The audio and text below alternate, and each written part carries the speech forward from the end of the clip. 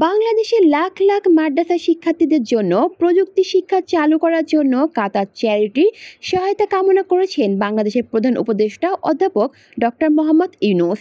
মঙ্গলবার দোহায় আর্থনা শীর্ষ সম্মেলনের ফাঁকে কাতারের চ্যারিটির ভারপ্রাপ্ত প্রধান নওয়াফ আবদুল্লাহ আল হামাদির সাথে এক বৈঠককালে অধ্যাপক ইউনূস এই কথা বলেন।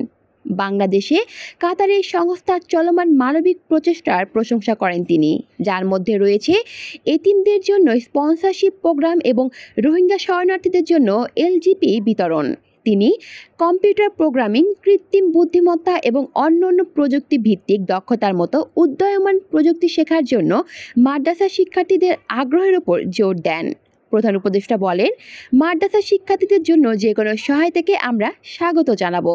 তিনি বলেন, কাতার চ্যারিটি বাংলাদেশি মাদ্রাসাগুলোর সাথে সরাসরি সম্পৃক্ত হতে পারে এবং তাদের পাঠ্যক্রমে প্রযুক্তি বিষয়ক পাঠ যুক্ত করার প্রচেষ্টা সহায়তা করতে পারে।